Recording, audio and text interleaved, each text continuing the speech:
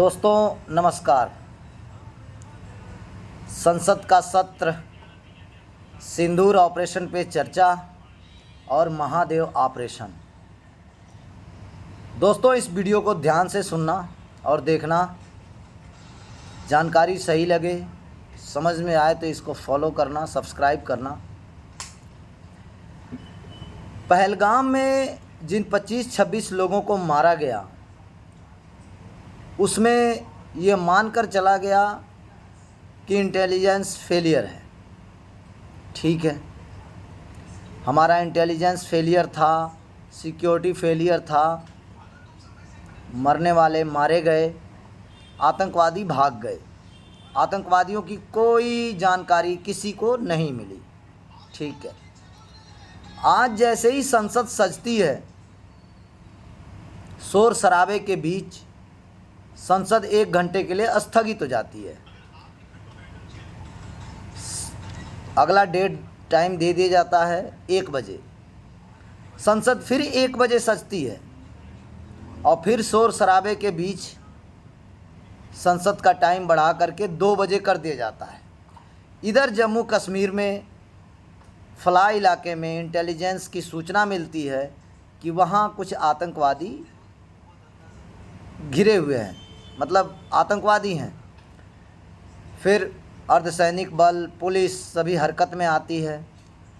दोस्तों जैसे ही संसद में 2 बजे बहस चालू होती है सिंदूर ऑपरेशन पे, ठीक सूचना मिलती है कि जो पहलगाम के आतंकवादी थे उनमें से एक आतंकवादी को इस महादेव के ऑपरेशन में मार गिराया गया है, जो कि आज महादेव ऑपरेशन चलाया गया उन आतंकवादियों के लिए। ये सारी बातें सुनने के बाद दोस्तों आपके दिमाग में क्या चल रहा है? इंटेलिजेंस फेलियर, पहलगाम आतंकवादियों ने पहलगाम में हमला किया, 26 लोग को मार दिया, और आज संसद का सत्र जैसे ही चालू होता है सिंदूर ऑपरेशन पे बहस करने के लिए, वैसे ही इंटेलिजेंस सूचना देती है कि कश्मीर के फला इलाके में कुछ आतंकवादी मौजूद हैं और सुरक्षा बल तैयारी करते हैं, घेराबंदी करते हैं, और उनमें से 3 आतंकवादी को मारा जाता है, जिसमें से एक पहलगाम का आतंकवादी है।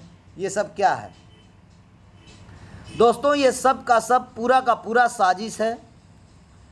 मैं किसी सरकार को या किसी को भी व्यक्तिगत दोषी नहीं ठहराना चाहता हूं, लेकिन आप लोग खुद समझदार हैं कि जैसे ही संसद का सत्र चालू होता है सिंदूर ऑपरेशन पे बहस करने के लिए, वैसे इंटेलिजेंस को सूचना मिल जाती है, इंटेलिजेंस एक्टिव हो जाता है, आतंकवादी घेरे भी जाते हैं और आतंकवादी मारे भी जाते हैं। ये सब क्या है? रक्षा मंत्री इस पर बयान देंगे? रक्षा मंत्री ने तो कोई इंटेलिजेंस फेलियर की जिम्मेदारी ली नहीं थी, ना प्रधानमंत्री ने ली थी, ना इंटेलिजेंस ब्यूरो ने ली थी।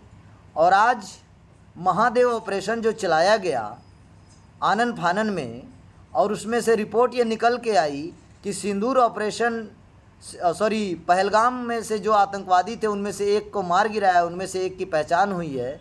ये क्या है?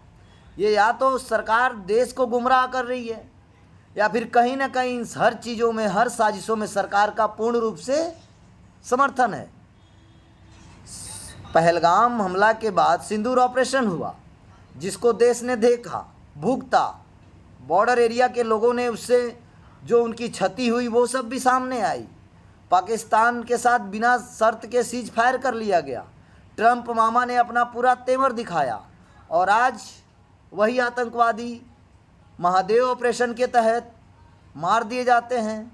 संसद में सिंदूर पर चर्चा होती है, उसमें बहस हो जाती है, चर्चा पूरी हो नहीं पाती। जानकारी निकल कर आती है कि पहलगाम के आतंकवादियों को महादेव ऑपरेशन के तहत ढेर कर दिया गया है। क्या जांच व्यवस्था है? क्या सरकार की मंशा है? और सरकार क्या चाहती है? और इंटेलिजेंस और सिक्योरिटी और रक्षा मंत्रालय ये सब किस बेस पे काम कर रहे हैं? ये ना तो जानने वाला कोई है, ना पूछने वाला कोई है, ना इसकी जिम्मेदारी लेने वाला कोई है। दोस्तों आप अंदाज़ा लगाइए कि हमारा देश किस रास्ते पे चल पड़ा है, और ये नेतागण संसद में बैठ के सस्ती चाय का मज़ा लेते हुए इस देश को किस रास्ते पर लेकर जा रहे हैं। आम जनता सिंदूर ऑपरेशन या पहलगाम हमला या महादेव ऑपरेशन इतनी समझ और इतना समय है कहाँ जनता के पास। और ये नेतागण देश को लगातार गुमराह करने में लगे हुए हैं। हमारी मीडिया को तो कोई काम ही नहीं है। हमारी मीडिया को बस एक ही काम है, आइए हिंदू मुसलमान कीजिए, एक दूसरे को गाली गलौज कीजिए, घर जाइए, नोट बटोरिए, टीआरपी बटोरिए, देश की जनता जाए भाड़ में। खैर, इन सभी मसलों का जिक्र करते हुए, अपना अनुभव बताते हुए, आपसे साझा करते हुए, इवन कि आपको भी समझ में आ गया होगा कि सिंदूर क्या हुआ, पहलगाम क्यों हुआ और आज महादेव ऑपरेशन क्यों हुआ। क्योंकि चर्चा सिंदूर पर जो होनी थी, संसद में जो होनी थी। खैर, जय हिंद, जय भारत।